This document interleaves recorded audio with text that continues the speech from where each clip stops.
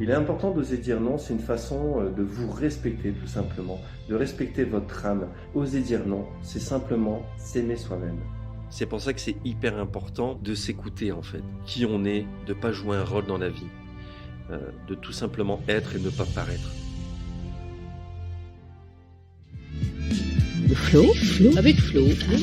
Avec Flo, les entretiens puissants au-delà de la résilience.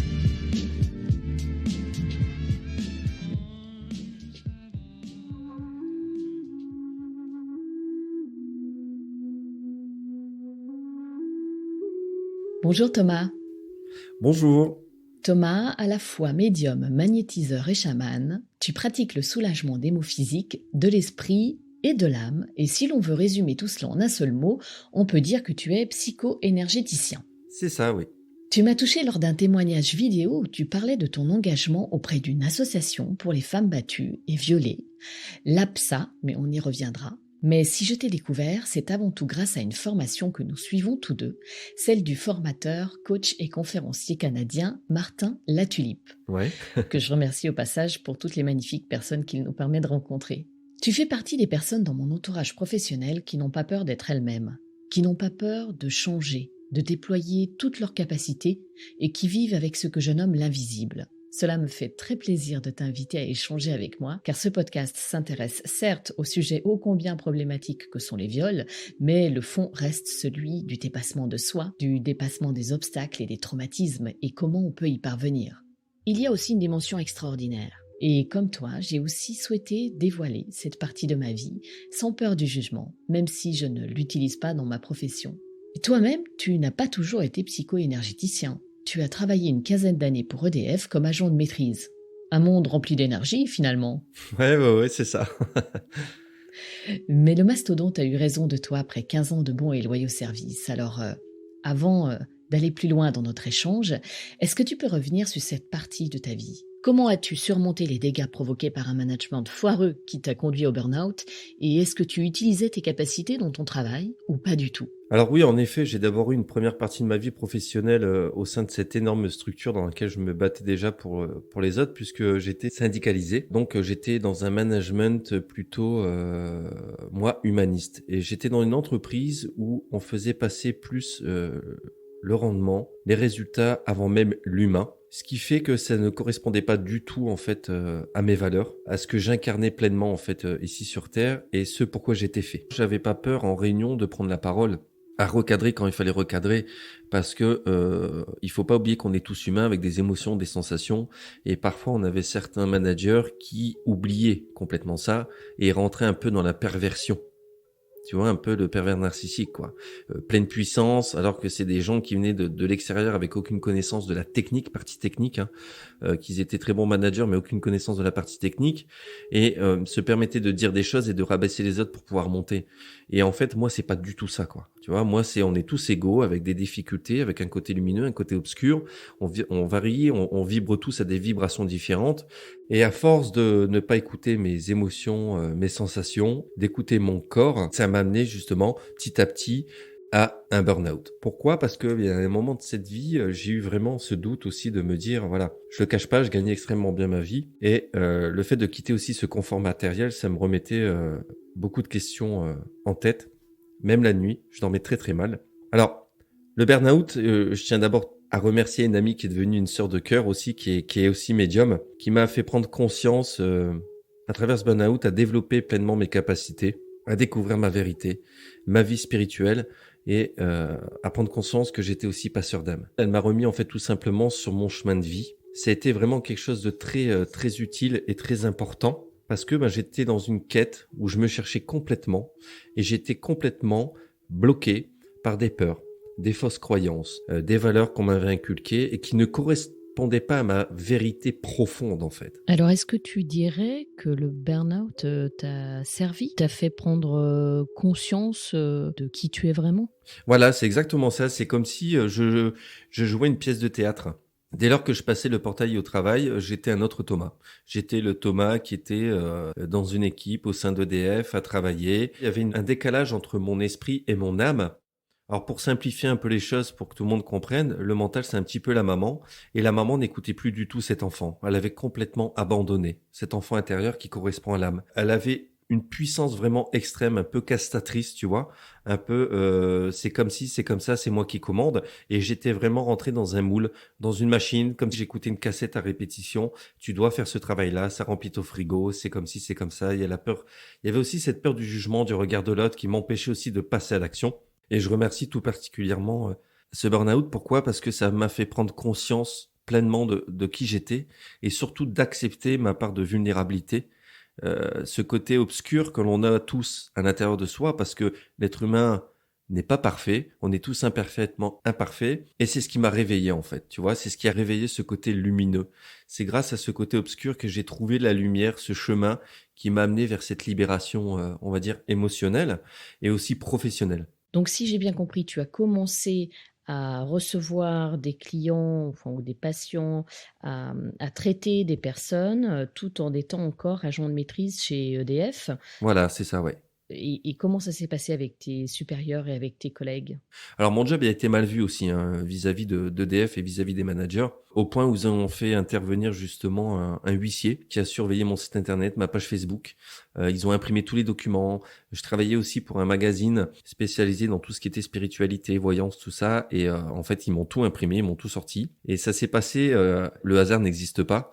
Le 7 juillet, je suis né un 7 juillet 1984, et le 7 juillet 2018, ils m'ont convoqué à Lille. Ils ont commencé à faire le grand jeu, à sortir les documents. Et ce que j'ai fait, j'ai dit tout simplement, je pars. Ni une ni deux, j'ai dit je pars. Quand j'ai vu au point où ça en était à faire venir un huissier, tu sais, à contrôler en fait pour montrer les preuves, alors que j'étais entièrement autorisé justement à faire ça quoi. Mais ça les dérangeait fortement parce que ben j'ai beaucoup de collègues qui venaient me parler, j'ai des collègues qui se confiaient à moi, et ça dérange en fait. Juste peu de temps avant mon burn-out, j'intervenais dans des salons un peu de voyance, de bien-être, et un jour on avait pour habitude le dimanche soir en fin de salon de se réunir entre tout thérapeute et professionnels et de se faire un restaurant ensemble. Donc je passais commande dans ce restaurant et j'entends des voix que je connais. Et quand je me suis retourné, il y avait 4 collègues de travail qui étaient là et ils me disent mais qu'est-ce que tu fais? On a commencé à discuter, je leur ai expliqué qui j'étais, ce que je faisais à côté. Il y a eu un petit peu des moqueries, bon j'ai réussi à passer au-dessus et en fait au fur et à mesure ses collègues venaient me voir au travail, venaient me voir en cachette, j'ai des douleurs, est-ce que tu peux travailler? Qu'est-ce que tu penses de ça? Par rapport à ce projet-là, mon évolution professionnelle. Donc t'avais un petit peu des gens qui venaient en sous-marin, tâter, expérimenter, se renseigner, sans vraiment montrer aussi eux qui ils étaient en fait au regard de tous. Et c'était assez marrant.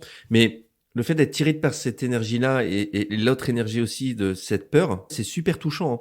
Super touchant, hein. Et d'ailleurs, tu vois, j'ai encore des collègues qui me contactent actuellement parce que j'ai des collègues aussi qui ont plongé et je les ai aidés aussi après quand j'ai quitté mon job à EDF, quoi. Tu as parlé d'une femme qui t'a remis sur ton chemin de vie, mais qui est-elle? Enfin, comment est-ce qu'elle s'y est pris? Parce que c'est pas rien quand même. Cette personne, c'est Stéphanie Nervé. C'est une personne que j'ai rencontrée dans un restaurant. Nos regards se sont croisés et dans le regard, il y a eu un fluide. Et ce fluide, c'était pas un fluide amoureux, c'était un fluide de frères et sœurs, de reconnaissance d'âme.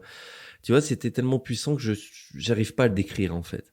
Et on est sorti, on a discuté, on a échangé, et puis cette personne, elle m'a dit, je suis obligé de t'aider pour moi pouvoir évoluer en fait.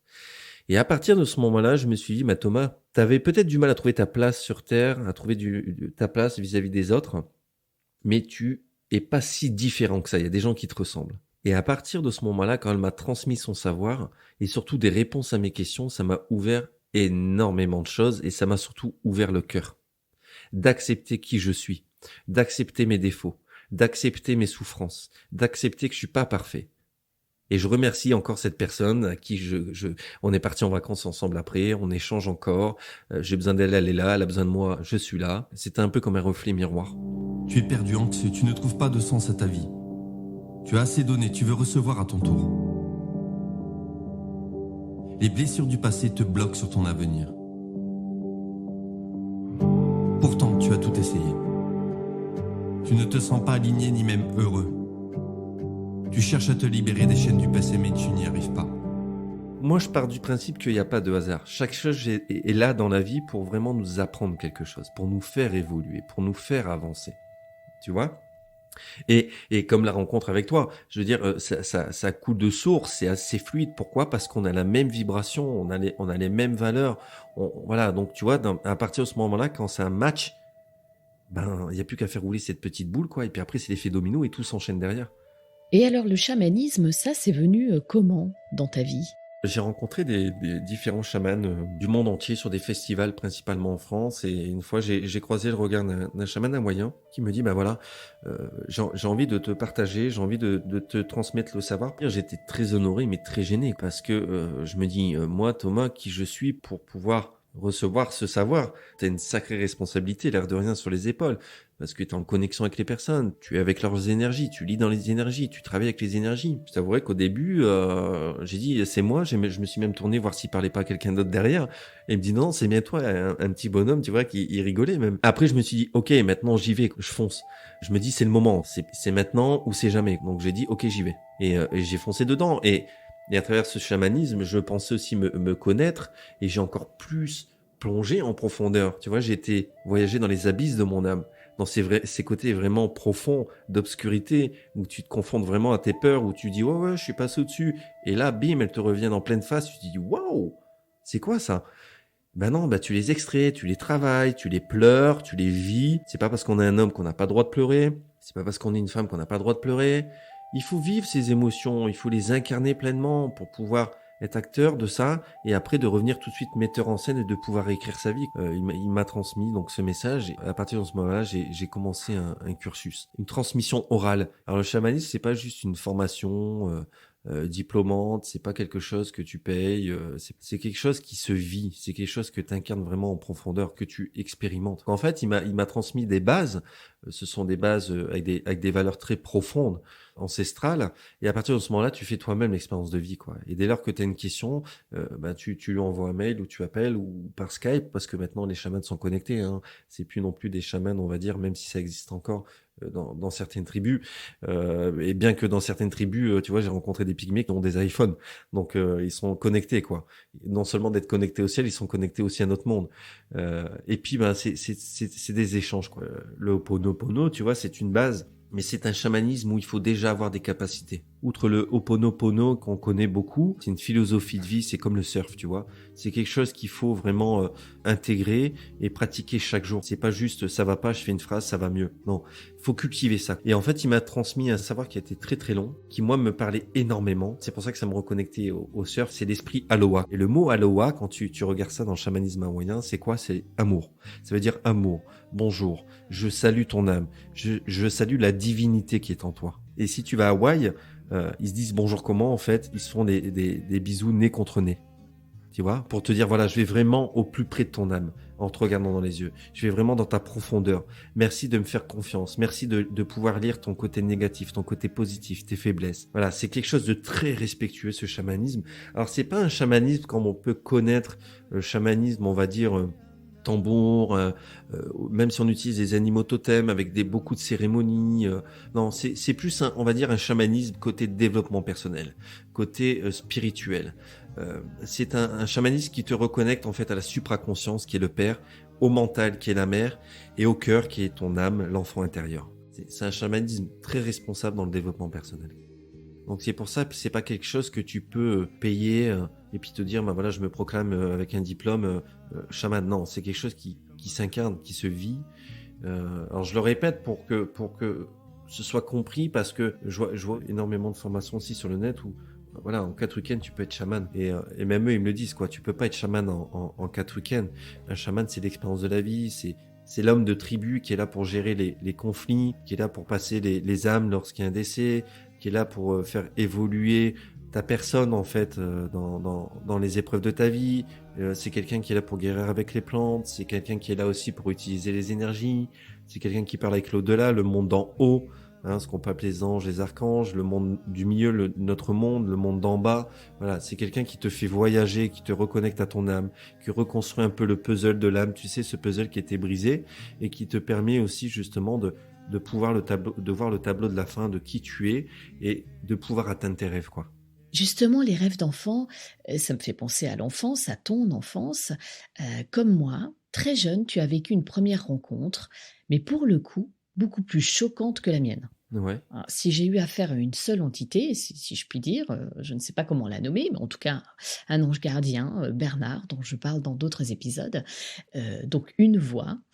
Toi, tu en as eu une vingtaine? Ouais, ouais, ouais. Une vingtaine et en plus des formes visibles au bout de ton lit quand tu étais enfant. Alors, ça me paraît complètement hallucinant à dire comme ça, hein, mais finalement, je me place en tant que maman. Si cela arrivait à un de mes enfants, comment tes parents, à l'époque, ont réagi? Comment toi et tes parents avez-vous géré cette clairvoyance et cette clairaudience? En fait, ce qui s'est passé lorsque j'étais au CP, j'étais déjà un garçon qui était complètement différent. J'ai un professeur, je m'en souviendrai toute ma vie, il s'appelait Monsieur Olosi. Et ce monsieur, en fait, il avait détecté que j'étais différent, qu'il y avait quelque chose. Donc mes parents m'ont pris en charge, j'ai été voir des spécialistes, ils pensaient que j'avais un problème psychologique, que j'étais complètement différent. Et en fait, maintenant, avec le recul, je peux te dire que j'étais quelqu'un d'hypersensible. Donc c'est pour ça que j'avais du mal à trouver ma place. Ensuite, mes parents et moi, on était en vacances, j'avais une douzaine d'années, et on allait visiter le monastère de Ganagobi. Et pour monter à ce monastère de Ganagobi, il n'y a qu'un seul accès, passer devant la maison Dominici, où il y a eu cette affaire Dominici qui a été médiatisée.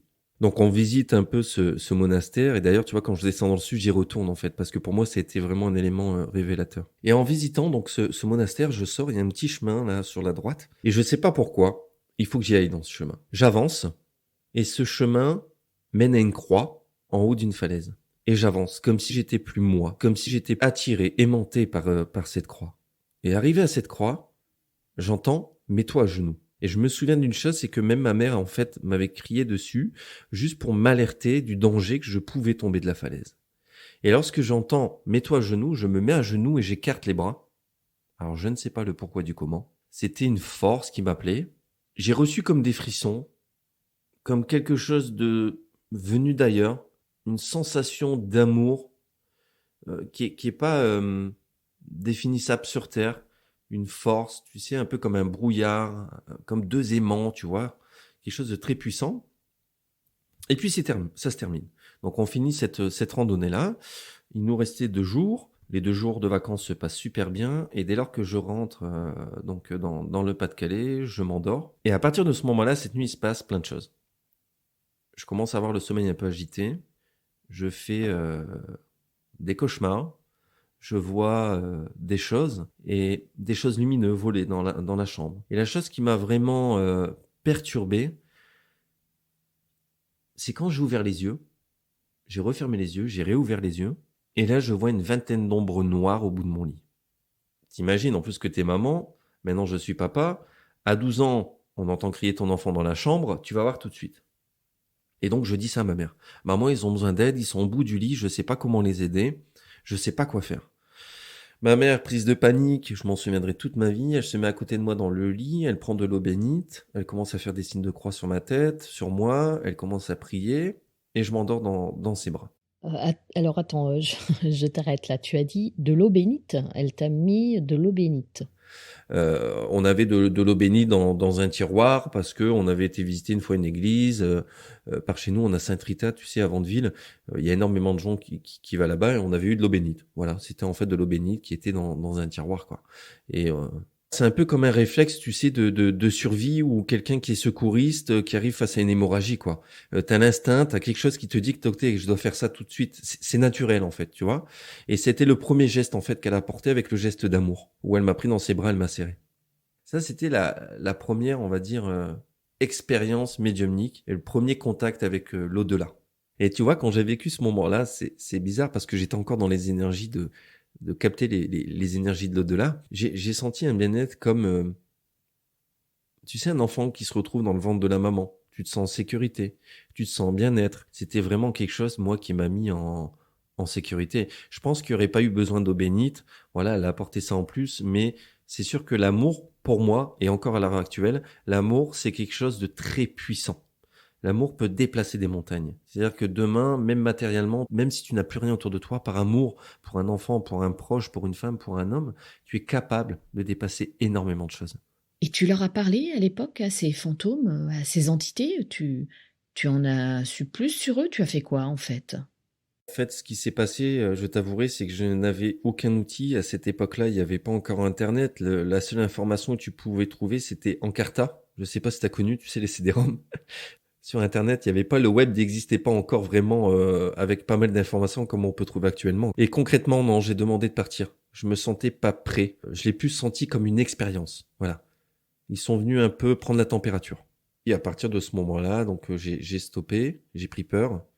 Et au fur et à mesure, j'ai voulu prendre conscience des questions existentielles quand j'ai avancé au niveau de l'âge. J'ai eu plusieurs autres manifestations aussi qui sont arrivées, et principalement en 2007, en fait, lors d'un accident de plongée où j'étais à Théoul-sur-Mer en juillet, le 3 juillet 2017. Donc on part en pleine mer avec une mer assez agitée, beaucoup de houle, stage de plongée, et on plonge en bouteille. Donc je commence à partir, et ce qui se passe entre 8 et 10 mètres, il y avait de la houle assez profonde en profondeur, et j'ai été plaqué tout simplement contre un rocher. Donc j'ai été pris de panique parce que j'étais plaqué comme un aimant, et à partir de ce moment-là, j'ai essayé de bouger. En bougeant, j'ai tapé dans mon détendeur, l'appareil qui te permet de respirer, et en tapant dans le détendeur, j'ai tapé aussi dans mon masque. Donc je ne voyais plus et je ne pouvais plus respirer. À partir de ce moment-là, j'ai commencé à avoir peur. Pour tout te dire, je me suis senti mourir, partir. Et ce que j'ai fait, j'ai dit, ok, la seule solution que tu peux avoir là actuellement, c'est de remonter à la surface. Donc, je remonte à la surface très très vite. Je mets des coups de palme, je remonte, et là, je sens quelqu'un qui me saisit par le gilet et qui me replonge. Là, je suis pris de panique, et je me souviens qu'il y a quelqu'un qui a essayé de m'apporter le détendeur à la bouche, et je n'arrivais pas parce que j'étais en mode panique. Et là, je me dis, t'as deux choix qui s'offrent à toi. Soit tu t'en sors, soit tu meurs. Et Dieu merci, à cette époque-là, je pratiquais la méditation. Donc j'ai dit, calme-toi, respire. Et quand je me suis calmé, que j'ai respiré profondément, j'ai calmé vraiment mon esprit. J'ai compris pourquoi cette personne me replongeait. Pourquoi? Parce que si tu remontes plus vite que tes bulles d'air, en fait, tu peux avoir un problème au niveau de décompression au niveau des poumons. Donc ça, je l'avais compris. Et là, j'ai dit, la personne qui me tient en face, c'est un éducateur. C'est quelqu'un qui connaît. Donc lui, il va t'aider. Toi, la seule chose que tu as à faire, c'est lâcher prise. Et à partir de ce moment-là, je me souviens d'avoir ouvert la bouche pour respirer, et je me dis, mais je peux pas. C'est de l'eau. Donc j'ai avalé l'eau, j'ai avalé l'eau, j'ai avalé l'eau. Et là, je suis reparti en méditation. Je lâche prise, et là, il se passe un truc qui, à cette époque, me faisait peur, qui maintenant est fabuleux, c'est que j'ai fait mon premier voyage astral. C'est-à-dire que je me suis vu sur le bateau, allongé, où il me faisait un massage cardiaque. Je vibrais à une vitesse élevée. Je surfais tel un dauphin dans l'eau. Je volais. J'ai vu la maman de mon fils, qui était enceinte à cette époque, en fait, sur la plage. J'ai pu aller très très vite dans le Nord-Pas-de-Calais. J'ai vu mon papa, ma maman, mon frère. Je suis revenu. Et là, j'ai revu mon ex-femme enceinte, et je me suis dit, tu peux pas mourir maintenant. Et j'étais tellement bien, dans une sécurité, l'impression d'avoir ce savoir, cette vitesse de comprendre le monde, de comprendre énormément de choses. C'est un super moment. Et c'est pour ça qu'à l'heure actuelle, j'ai plus peur de la mort. Pourquoi? Parce que j'ai vécu un truc formidable, et j'ai vu énormément de choses. J'ai vu des lumières, j'ai vu des choses voler autour de moi, des choses bienveillantes, des choses qui te sécurisent. Et donc je me dis, Thomas, tu peux pas mourir maintenant. Et j'ai ouvert les yeux. Et j'ai ouvert les yeux dans l'eau, et là je vois le soleil. Et je me dis, t'es proche de la lumière. Reste, reste, reste. Et là, j'ai serré les dents pour pas ouvrir la bouche, et je suis sorti de cette mer. Et je me souviens d'avoir vu l'instructeur face à moi. Mais alors, il était blanc, quoi. Mais non, blanc de chez blanc, quoi. Il me dit, je n'ai jamais eu ça. Et il me dit, tu étais tellement calme sous l'eau, tes palmes ne bougeaient plus, tes doigts ne bougeaient plus, il n'y a plus une bulle d'air qui sortait, que je pensais que tu étais mort et on devait t'amener tout simplement en hélicoptère à l'hôpital. Et il me dit, mais qu'est-ce qui s'est passé? Et là, je lui raconte sur le bateau, et j'ai dit, j'ai besoin d'être seul. Donc, je m'isole sur le bateau, et lui, je me rends compte que sur les 2 heures de bateau, pour revenir au port, il enlève pas sa bouteille, il enlève pas sa combinaison. C'est là que je prends conscience, et je me dis, Thomas, t'es pas passé très très loin de la mort. Dans l'état où je l'ai vu, je me suis dit, il s'est passé quelque chose qui aurait pu être grave. Là, ce voyage astral, ça m'a fait prendre conscience, en fait, que, un peu comme dans Avatar, il y a un monde parallèle. Et tu as tout de suite eu conscience d'avoir fait un voyage astral, hein, enfin d'être sorti de ton corps, ou bien c'est venu plus tard? Alors, ça m'est arrivé plus tard. Ça m'est arrivé plus tard parce que je t'avouerai que ça, je l'ai vécu le lendemain, je m'en souviendrai aussi tout le temps. Je l'ai vécu mal parce qu'il y avait une émission avec Cousteau et j'adore tout ce qui touche au monde de l'océan. Et quand je regardais cette émission avec Cousteau, la nuit, je me suis débattu comme si je me débattais dans l'eau. Tu vois, donc mon cerveau l'avait vécu comme un trauma. Et au fil du temps, par les échanges que j'ai pu avoir avec des personnes qui sont dans mon milieu maintenant, par des lectures que j'ai pu faire, par des podcasts que j'ai pu écouter, j'ai pris conscience en fait de ce que j'ai vécu. Je suis parti chercher tout simplement des réponses. Elles ne sont pas venues à moi, je suis parti enquêter, chercher, je me suis renseigné, j'ai lu des livres, des podcasts, pas mal de choses quoi. Et tu vois maintenant avec le recul, j'aurais accepté ça directement et j'aurais gagné 10 ans de bonheur dans ma vie. Je serais jamais rentré à EDF en fait. C'est pour ça que c'est hyper important de s'écouter en fait. Qui on est, de pas jouer un rôle dans la vie, de tout simplement être et ne pas paraître. Et comment vis-tu cela maintenant? Est-ce que ça t'aide dans ta pratique? Alors, tu vois, ce que j'aime dans tes podcasts en fait, c'est qu'on puisse vraiment se libérer. Donc, je vais me libérer, d'accord? Je vais te parler encore d'un problème que je vis actuellement. J'ai été traité de sorcier. J'ai été jugé par les membres de ma famille. Mais j'ai compris en fait qu'il fallait que je reste moi-même dans ma vérité. Et encore, à l'heure actuelle, on est le 5 mars 2021. Je vis encore des jugements où ça fait justement 14 mois que j'ai pas vu mon fils parce que mon ex-femme utilise des choses complètement loufoques. Mais je me dis, ok, parce qu'on vit dans un monde de dualité. Est-ce que tu souffres de ça, mais c'est apporter de l'importance à ce qu'elle fait, ou tu utilises ça en force et par amour pour ton fils, tu démontes tout. Et c'est ce que je fais en fait à l'heure actuelle. Et c'est pour ça que je suis encore dans le bonheur.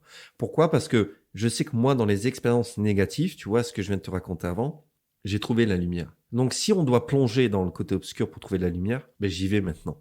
Quel âge a ton fils? Il a 12 ans. Mais je comprends tout à fait ce que ça peut être. Être éloigné de son enfant, ou enfin de ses enfants, c'est loin d'être simple, qu'on soit père ou mère. Moi-même, je fais partie des parents non gardiens, comme on dit. Et même si je sais pertinemment qu'être parent est avant tout une question de lien et de confiance en l'autre, en son enfant en l'occurrence, il y a eu des périodes plus dures que d'autres.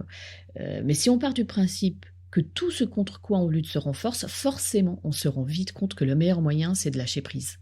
Du jour où j'ai fait ça, moi, j'ai travaillé dessus, du jour où j'ai fait confiance en l'amour de mes enfants pour moi, en leur force aussi, alors c'était bon, quoi. Ça allait beaucoup mieux, je stressais beaucoup moins, on connaît à nouveau la sérénité. Voilà, c'est exactement ça, parce que moi, j'ai pris conscience peu de temps en fait avant que je le vois plus. Il m'avait dit, papa, il y a quelque chose que j'aime chez toi, c'est que tu m'as appris ce que c'est le mot amour. Et quand il m'a dit ça, tu vois, j'en ai encore des frissons. Je me dis, j'ai tout gagné. J'ai tout gagné. Donc, ce que je devais lui inculquer, je lui ai transmis. Et moi, je dis tout le temps, on fait pas des enfants pour les garder près de soi. On les fait pour de devenir adultes, en fait. Et ce qui est important de comprendre dans notre milieu, c'est quoi? C'est que les ancêtres, c'est l'engrais qui nous permet de grandir. Mes ancêtres m'ont transmis des valeurs, m'ont transmis des compétences, une signature énergétique qui fait que je suis ce que je suis à l'heure actuelle. Je le transmets à mon fils qui va le transférer à la prochaine génération. Et c'est ce qui fait que chaque personne est unique et que personne ne se ressemble. Pour rebondir un peu sur ce que tu dis, moi je dis tout le temps, l'amour, il n'y a pas de limite. Il n'y a pas de distance sur l'amour. Tu peux avoir ton enfant qui part en Australie, l'amour il est là. Si tu as un manque, c'est parce que le lien physique n'est pas coupé. C'est que tu es dans l'attente de quelque chose. Quand tu es plus dans l'attente, que tu vis, parce que, voilà, je continue à vivre. J'ai le choix de souffrir ou pas souffrir. J'ai le choix de le rebondir ou de pas rebondir. Le choix d'observer ça avec une paire de lunettes optimiste ou pessimiste. Parfois, c'est ce que tu disais, par choix, bien qu'on a toujours le choix, mais il y a des choix qui se font là, à l'instant T, et ça doit être comme ça. Et moi, tu vois, et t'as entièrement raison là-dessus, moi, ça me fait penser à quelque chose. Lorsque je suis en consultation, je dis tout le temps à la personne, vous êtes la personne la plus importante sur Terre. Et vos enfants, ce sont les personnes les plus importantes sur Terre. C'est-à-dire que si moi, admettons, je vais bien, mon enfant ira bien. S'il me voit triste, il sera triste. Donc la signature énergétique, la pensée, faut qu'elle soit souvent alignée, donc l'esprit, faut qu'il soit aligné avec cet enfant intérieur, le cœur, l'âme. Et dès lors que tu es aligné et que tu fais les choses avec les tripes, avec le corps, à partir de ce moment-là, t'avances et t'es vraiment sur ton chemin de vie. T'es vraiment dans l'être. Tu dis qu'en tant que médium magnétiseur, tu as la capacité de te servir de ton don pour entrer en contact avec le guide de la personne ou directement avec son âme. Donc, par exemple, là, je suis face à toi et tu peux communiquer avec mon guide, voire carrément avec mon âme pour me dire quelle méthode ou quelle énergie sera la plus utile pour me soulager ou me guérir complètement sur le plan énergétique. Je te pose la question parce que je sais que tu as beaucoup de femmes en clientèle ou comme patientèle, comme tu le dis, et notamment beaucoup de femmes victimes d'agressions, de violences conjugales ou de violences sexuelles. Donc, est-ce que certaines, d'après toi, se sont senties, sur un chemin de résilience suite à une ou plusieurs séances? Alors, pour répondre à la première partie de la question, oui, je peux communiquer directement avec ton âme. Si ton âme est frustrée par la vie, par des peurs, des fausses croyances, je vais passer par ton guide ou alors directement par mon guide. Pourquoi? Parce que tout est interconnecté, tout est énergie. Je t'explique. Si tu prends une table au microscope, un corps humain, un livre, tu te rendras compte en fait que ce n'est ni plus ni moins que des molécules collées ensemble. Qui dit molécule dit énergie. Donc tout est palpable, tu peux jouer avec les énergies. Donc en fait, quand je regarde la personne en face de moi, ce que je fais, c'est tout simplement, je regarde dans les yeux de l'âme. Les yeux, c'est quoi? C'est vraiment cette connexion qui te permet de lire dans le livre de l'âme. D'accord? Dans ce livre, tu vas pouvoir lire des souffrances, des énergies, tu peux avoir des images, tu peux avoir des mots, tu peux avoir des couleurs, tu peux avoir des films. Voilà, tu as vraiment plein de choses. En fait, pour ça, il faut vraiment une disposition d'esprit, un don de soi, une confiance totale en l'énergie créatrice pour y parvenir. Mais le concours des esprits est spontané et moi, il suffit que je canalise les messages. C'est-à-dire que dès lors que tu es en face de moi, je te regarde, je te scanne, d'accord? Comme un peu une photocopieuse, je vais te scanner et voilà, je vais voir des brèches dans ton aura, je vais avoir un âge, donc cette brèche-là elle est liée à tel âge, et parfois on va me dire, ben voilà, cette situation elle est répétitive. Pourquoi? Parce que ça c'est pas guéri, ça c'est pas guéri. Donc l'univers va mettre en permanence les choses à répétition jusqu'à temps que cette blessure soit tout simplement révélée, réveillée et guérie. C'est-à-dire que lorsque les personnes viennent me consulter, c'est ni plus ni moins vraiment pour schématiser, pour comprendre les choses. J'ouvre un robinet au-dessus de ma tête, je fais transiter comme de l'eau. En fait, c'est une énergie, c'est des messages, c'est des visualisations, c'est des mots, c'est des couleurs, et je retransmets. En fait, je suis ni plus ni moins qu'un outil. Concernant les femmes victimes de violences, cette association-là pour les femmes, ça s'appelle l'APSA. APSA. Moi, j'interviens gratuitement dans cette association-là. Donc, c'est des femmes aussi qui parfois viennent de l'étranger, qui sont à la rue. T'as des femmes qui sont battues, t'as des femmes qui sont violées, t'as des femmes qui rencontrent des problèmes, t'as des femmes qui sont complètement isolées là-dedans pendant un moment en attendant que la justice intervienne vis-à-vis de l'homme, en attendant qu'il soit puni. C'est vraiment un centre, on va dire, de bien-être, de bienveillance. Euh, Moi, mon but, c'est que vraiment chaque personne sur Terre connaisse le mot heureux, connaisse le mot bonheur. Même si on a des hauts, on a des bas. Pour moi, le sourire, c'est très important. Et tu vois, la fois dernière, j'ai lu une étude justement où il disait que pendant les grandes guerres mondiales, on rigolait 40% de plus qu'à l'heure actuelle. Et pourtant, on était en état de guerre. Là, il y a un problème. On n'est plus dans la connexion humaine, dans l'échange, dans le partage, mais on est rentré un peu, on consomme de l'humain comme on consomme du marketing, quoi. Et le monde va mal, on s'en rend compte actuellement. Les gens vont se rebeller tout ça, mais tant pis, s'il faut passer par là pour prendre conscience de certaines choses, bah ok, on y va, moi je mets les deux pieds dedans, quoi. Est-ce que le fait d'être face à un praticien qui est un homme, selon toi, ça rassure les femmes que tu reçois, ça leur redonne confiance aussi bien, dans les hommes, hein, qu'en elles-mêmes? Voire d'ailleurs pour certaines, est-ce que ça peut les mener vers un passage à l'action? Par exemple, je ne sais pas, celui de porter plainte ou bien potentiellement, ça peut ouvrir un chemin vers un pardon? Ouais, Je sais pas. parce que t'as cette symbiose, cette compréhension, c'est-à-dire que, tu vois, le fait qu'elles me connaissent pas, le fait que je peux lire en eux, le fait que je leur apporte des outils, le fait que les booste, je les coach, je leur donne des objectifs, des défis à relever, et le fait que je suis aussi homme thérapeute. Elles ont eu un problème avec un homme, alors souvent ça peut être lié au papa, ça peut être lié à un homme extérieur, à leur mari, ben elles se disent, je peux soigner cette blessure liée à l'homme aussi. Et effectivement, tous les hommes ne sont pas pareils. Lui, il va pouvoir me guérir, il va pouvoir me dire concrètement les choses. Il me connaît pas. Donc, je suis hyper transparent. C'est-à-dire que si on me dit, là-bas, il faut mettre un coup de pied aux fesses, je mets un coup de pied aux fesses. Si on me dit, il faut y aller doucement, j'y vais doucement. Mais mon but, moi, c'est que quand les personnes viennent me voir, j'ai qu'un seul objectif. Elles repartent avec le sourire. Que le conscient et l'inconscient soient connectés. Qu'elles soient vraiment bien ancrées sur Terre. Qu'elles soient vraiment bien centrées dans leur tête. Et c'est ça qui est le plus important. C'est ce qui permet vraiment d'affronter ces dualités. Alors, je vais te donner un exemple. Moi, j'aime bien comparer l'être humain, en fait, à un arbre. Tu vois, un arbre, pour qu'il soit solidement costaud et qu'il puisse grandir et faire face aux tempêtes de vent, il doit être bien enraciné à la terre et il doit bien capter par les feuilles les rayons du soleil, qui va transformer en photosynthèse, les énergies vont passer par le tronc. Le tronc, tu vois, c'est la colonne vertébrale. C'est-à-dire que quand tu es bien dans tes baskets, que tu t'ouvres à la spiritualité ou à une religion ou à une force supérieure, peu importe, qu'est-ce qui se passe? Tu es comme l'arbre en fait. Tu peux t'émanciper dans ta vie. Mais l'arbre qui fait face aux tempêtes de vent, toi tu feras face aux tempêtes émotionnelles. Pourquoi? Parce que tu es solidement ancré. Tu vas peut-être être un peu chahuté, les feuilles elles vont un peu bouger, ta tête elle va un petit peu bouger, mais tu auras tout l'esprit vraiment ouvert pour trouver toutes les possibilités, pour régler des problèmes, pour passer ses peurs, pour régler des conflits internes, pour gérer une situation. Je vais te donner un exemple. Tu vois, ce matin, j'ai une personne qui vient, voilà, elle me dit, ça va pas avec mon mari, il me tape, elle m'a montré des photos, donc je lui ai lancé la démarche à suivre par rapport au médecin, par rapport à tout ça. Et je lui ai dit, voilà, si demain j'avais une baguette magique, comment vous voudriez que j'intervienne? Elle me dit que je sois séparé et je quitte mon mari. Et je lui dis, vous manque quoi? Elle me dit la motivation. J'ai dit, ok, maintenant vous allez prendre votre téléphone portable et vous allez tout simplement appeler votre mari en disant que c'est terminé. Et la prise de peur, je l'ai mise face au problème. Tu as 3 façons de réagir face à un problème. Soit tu affrontes ta peur, soit tu te mets en position de soumission. C'est la gazelle qui se fait attaquer par le lion. Elle fait semblant d'être morte, avec un peu de chance, elle va survivre. Soit tu prends la fuite. Et là, qu'est-ce qu'elle a fait? J'ai mis en position de soumission. Donc, je l'ai rappelé au problème homme-femme, homme battu, homme violé. Et là, elle a pris peur. Là, je lui ai dit, il vous reste 2 solutions. Soit vous affrontez votre peur, soit vous fuyez.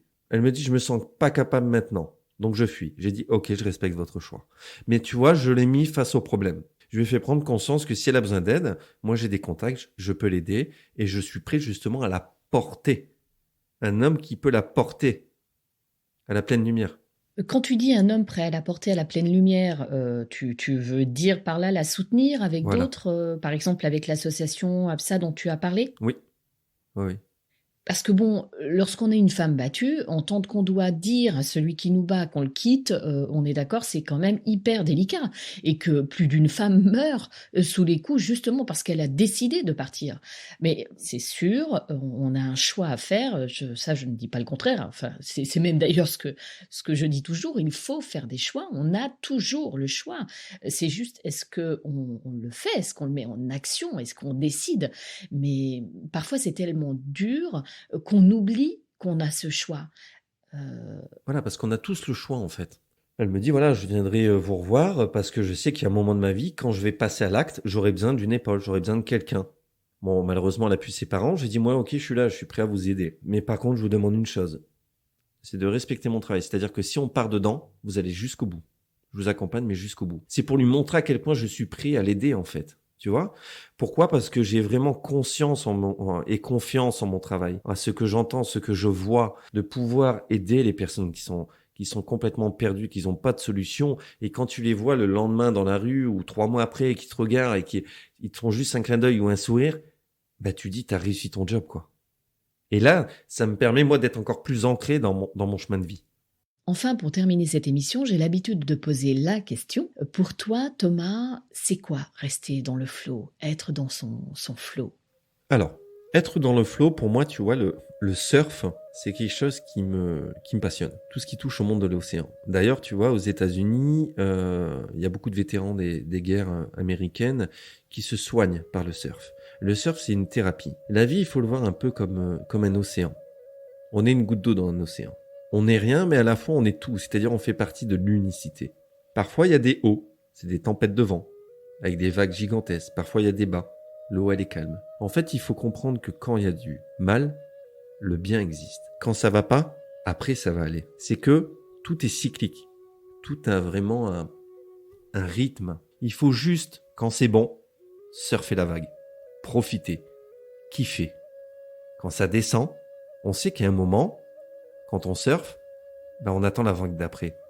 Lâcher prise. Profiter du moment présent. Observer la vague qui va arriver. L'apprécier, l'écouter, ressentir les émotions, les sensations. Et après, à bras-le-corps, vous ramez sur votre planche de surf, vous allez chercher cette vague. Vous la prenez, vous surfez, vous kiffez. Et la vie, c'est ça. C'est cyclique, il y a des hauts, il y a des bas, c'est contraction, expansion. C'est vraiment comme le cœur. Il bat, il se ferme, il bat, il se ferme. Voilà, c'est ça en fait la vie. C'est je m'exprime, je me tais, j'observe, je m'exprime. Alors, moi j'aurais qu'une chose à vous dire, c'est vivre, être et non paraître. Kiffez la vie, profitez, peu importe ce qu'on vous dit.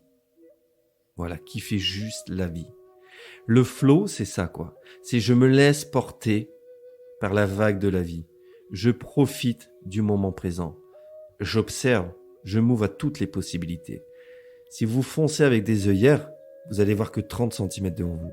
Si vous ouvrez au monde, vous ouvrez votre cœur malgré les difficultés que vous avez pu rencontrer, si vous avez été abusé sexuellement, des violences physiques, mentales ou autres, dites-vous qu'il y a un homme qui vous correspond, il y a une femme qui vous correspond. Elle va réveiller la meilleure partie de vous-même. Ce côté lumineux, elle va vous mettre en lumière, elle va vous porter, elle n'aura pas peur de vous montrer aux autres. Mais sachez une chose, si vous avez vécu ces expériences-là, avec ces personnes-là, c'est que vous avez une part de responsabilité. C'est pas pour vous faire culpabiliser, mais c'est pour vous faire prendre conscience que vous êtes maître de votre destin et il n'y a que vous qui puissiez vraiment réveiller ça.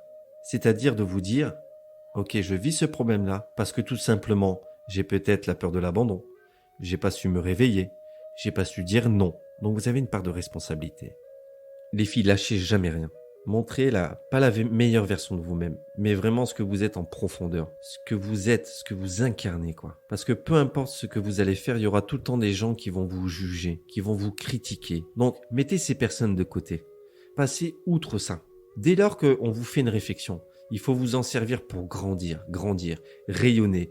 Vous savez, pour faire un peu comme un phare dans la nuit, c'est-à-dire quand vous allez rayonner, que vous avez compris qui vous êtes intérieurement, vous allez devenir comme un phare dans la nuit. Vous allez éclairer très très loin les bateaux qui sont perdus, mais là ça va être les personnes qui sont perdues, qui vivent les mêmes choses que vous, et vous allez les attirer à vous. Et le fait de les attirer à vous, vous allez les ramener en pleine lumière, vous allez leur apporter des réponses, vous allez les mettre en sécurité dans le port.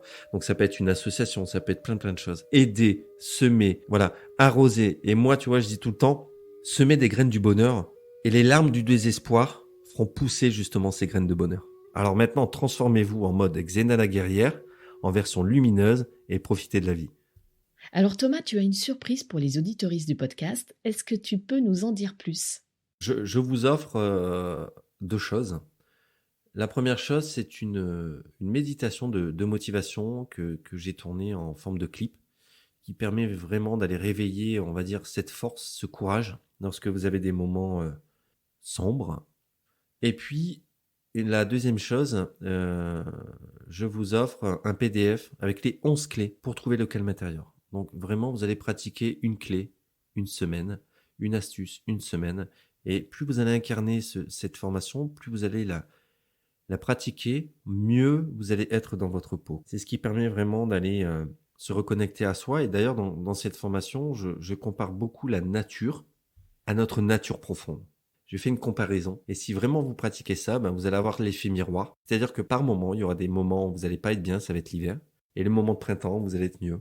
Voilà. Je donne plein de petits conseils comme ça, avec plein de petits outils à incarner pleinement. Et la troisième chose, Flo, si tu me permets, je vais tout simplement, en fait, le soin d'âme que je pratique, ce dont on a parlé tout à l'heure, qui dure 1h30, où vraiment, je vais vraiment dans les abysses de l'âme, dans les profondeurs, je reconstruis votre puzzle, je vous libère vraiment des boulets aux chevilles qui vous empêchent d'avancer sur le chemin de la vie, qui est habituellement à 80 €. Je le fais exceptionnellement pour le podcast de Flo à 40 €. C'est super Thomas, merci beaucoup. Un grand merci à toi, un grand merci aux éditrices qui nous écoutent. Ça m'a fait super plaisir de partager sur ce podcast et un honneur d'être le premier homme justement à pouvoir échanger sur ce podcast. Vous trouverez tout évidemment sur le site web Restez dans le flow pour tout découvrir sur les offres de Thomas. Un grand merci à toi. Ne sois plus acteur de cette souffrance.